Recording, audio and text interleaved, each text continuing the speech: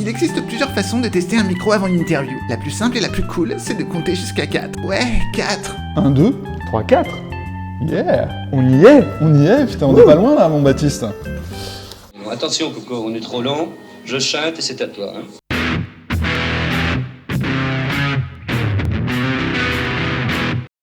Il s'appelle Baptiste Lorbert et c'est l'un des tout premiers youtubeurs français. Avec son site 10 minutes à perdre, il a fait perdre des millions de minutes à des millions de Français en redonnant leurs lettres de noblesse à des valeurs sûres de l'humour comme le prout, le pipi et aussi le sperme pour décorer, sperme pour se laver, sperme pour s'amuser. Avec son équipe, il se fait vite repérer par Canal+, qui lui offre de venir foutre un peu le bordel à l'antenne avant de reformer le duo mythique Bap et Gaël avec son pote Gaël Mektoub. Et attention les parents, planquez vos enfants car ils arrivent en version dessin animé dans la série Les Aventures de la Couille Cosmique. Mesdames et messieurs, voici le Bapt de Bap et Gaël, Baptiste Lorbert.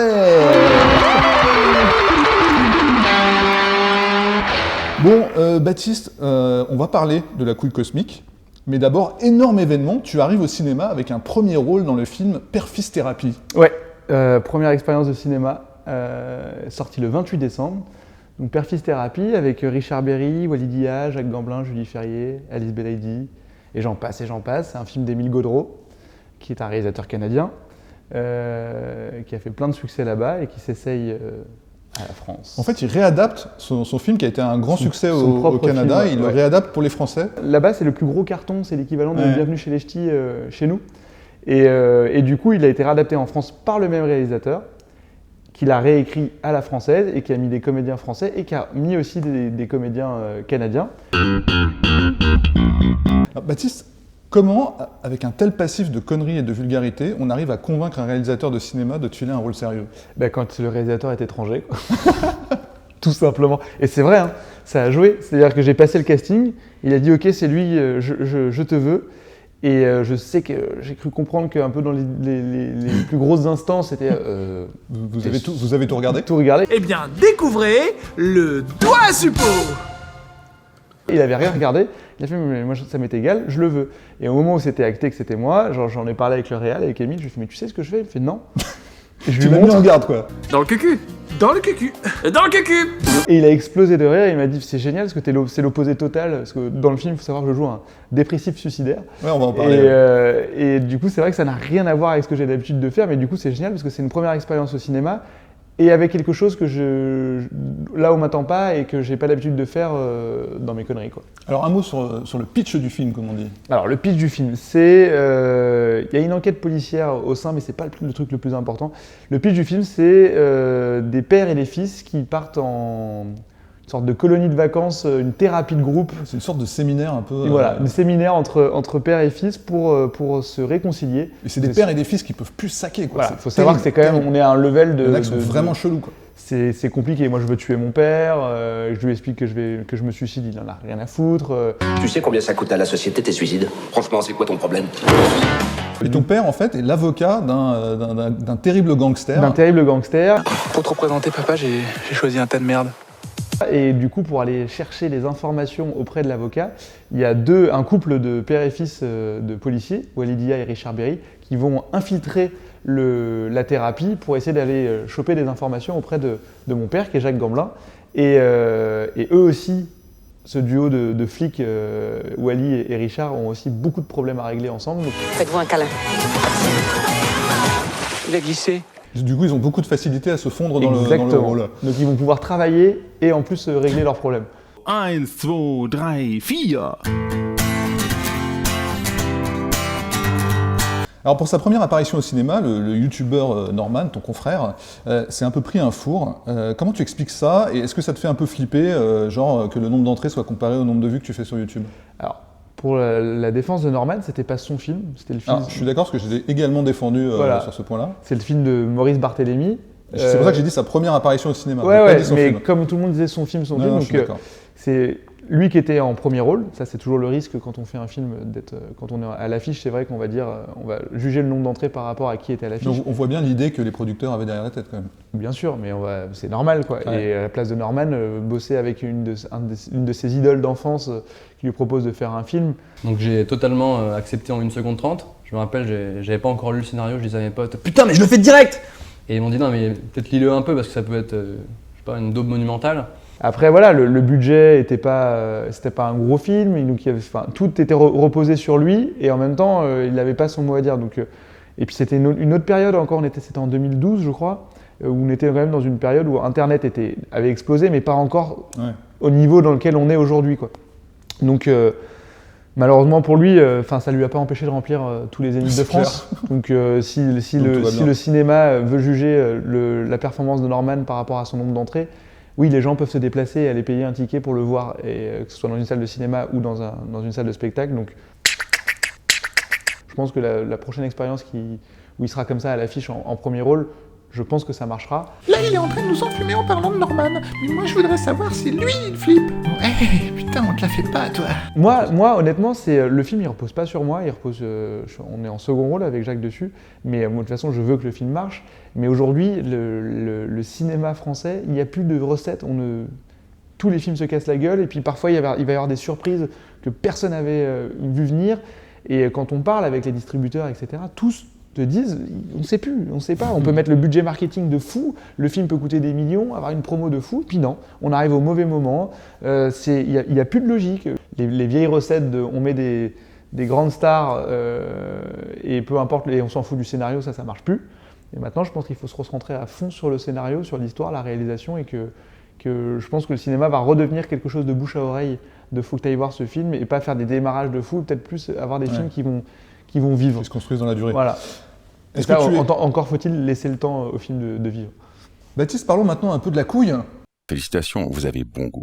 Ah, Batégal, les aventures de la couille cosmique. Les aventures de la couille cosmique. Mais comment vous est venue cette idée de passer au dessin animé ?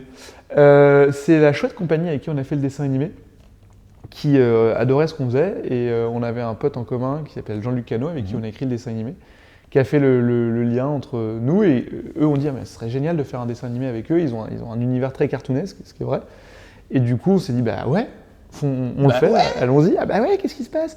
Et donc on l'a fait, et puis pourquoi la couille cosmique? C'est parce que Jérôme a vraiment une tête de couille, et chaque fois qu'on le voit... Toi tu parles de Jérôme Niel, qui est également venu ici et qu'on embrasse au passage. C'est du monde G, qui fait la voix de la couille, et comme il a vraiment un visage de couille avec ses rides sur le visage, etc., on s'est dit il faut qu'on fasse un truc avec Jérôme. Et ça c'est vraiment un truc qui restera dans sa carrière, parce que tu vois, dans 20 ans, quand il aura une grosse filmographie, ce qu'on lui souhaite, qu'un journaliste lui demandera Jérôme Niel, je vois sur votre CV la couille cosmique, c'est quoi? Ah oui, c'est moi. Donc ouais, c'est les aventures de... Ça c'est disponible sur Canal Play. Donc il y a le premier épisode qui est sur YouTube. Je recommande chaudement. Sur notre chaîne Batégal. Donc c'est une sorte de petit bonbon si vous avez envie de vous abonner à Canal Play, de regarder tous les épisodes. Il y en a 8 de 7 minutes. Et on est très très fiers, et on a été bien loin dans nos délires, et on a eu carte blanche là-dessus, et ça c'est cool.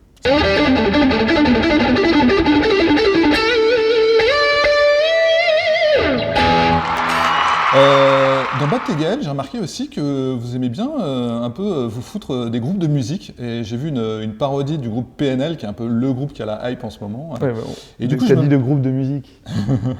Je comprends pas.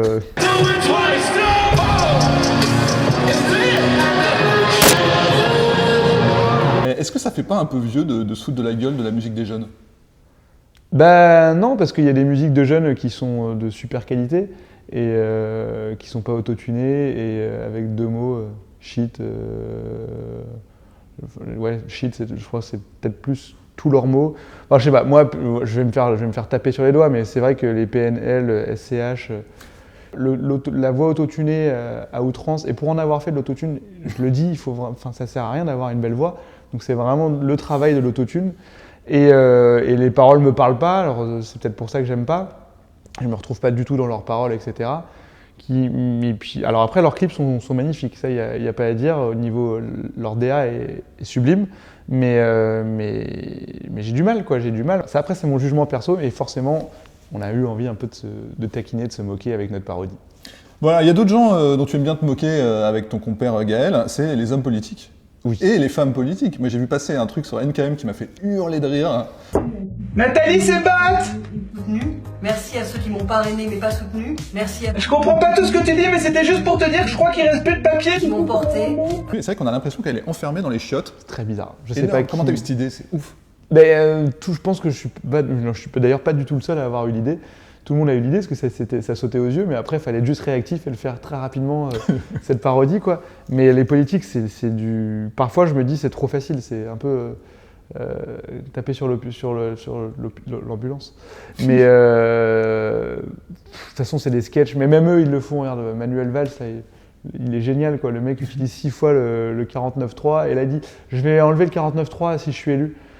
C'est du foutage de gueule permanent, on est dans des sphères là aujourd'hui où autant avant ça se savait mais ils le cachaient, alors là c'est quand tu vois qu'il y a des gens à l'Assemblée nationale qui viennent avec leur bracelet électronique, qui viennent pas voter, quand on parle d'une loi où on leur dit qu'on va diminuer leur salaire, ou une loi où il ne faut pas avoir fait de violence sur les femmes, et le casier judiciaire pour être élu, personne ne vient et ne vote, mais par contre le jour où on augmente leur salaire, etc., il y a l'Assemblée qui est pleine à craquer, de droite comme de gauche. Et c'est pour ça qu'il n'y en a pas un pour rattraper l'autre, c'est juste du pouvoir, et ils déferlent. Là, ce qui est magique avec les réseaux sociaux et les nouveaux instruments, c'est qu'ils ne savent pas faire, et donc ils sont perdus. C'est pour ça que vous avez créé Michael et Yannick, les conseillers politiques. Donc, qu'est-ce qu'ils peuvent donner comme conseil en ce moment, genre par exemple à François Fillon ou François Fillon, déjà, ils ont changé son nom de famille, parce qu'avant c'était Fion, et là maintenant ils l'ont transformé en Fillon. Tu as un conseil pour François Hollande, là? Bah, il est sorti du game, mais... Voilà, bah, je pense que c'était le meilleur conseil. Ah, c'est eux qui ont donné ce conseil? C'est Michael et Yannick qui ont dit à François « Barre-toi ». Et il l'a fait. Putain, on tient un scoop dans les bah top oui, cast. bah Michael et Yannick, c'est pas ils sont vraiment dans l'ombre. Et ils ont fait l'ENA. Hein. Michael et Yannick, ils ont fait l'ENA. Ouais, bien sûr. C'est du sérieux, quoi. Et est-ce que ce serait pas eux qui seraient derrière l'insolente ascension d'Emmanuel Macron? Non, par contre, c'est eux qui ont fait élire Donald Trump. Ah ouais? Ouais, non, mais c'est pas... Ah ouais, c'est les vrais hommes d'influence, quoi. Ouais, très bon film, d'ailleurs. Bon, Baptiste, est-ce que t'es prêt pour la question naze? Oui. Est-ce qu'il est sympa en vrai, Richard Berry? Grave, j'écris même un film avec lui. Nouveau scoop. Nouveau scoop. Scoop. Non, c'est un film à sketch qu'il va réaliser et écrire, et puis plusieurs personnes participent à l'écriture. Et moi, j'ai eu la chance d'en écrire un, et normalement, je dois jouer dedans. Oui, je m'entends très très bien avec Richard, que je salue. Merci beaucoup, Baptiste. On rappelle Père-Fils Thérapie, donc un film d'Émile Gaudreau dans lequel tu joues le rôle de Fabrice, et je conseille à tous les amis des Topcasts d'aller voir ce film qui mélange habilement humour et émotion. T'as très bien résumé. Salut Baptiste. Merci, salut et à très vite.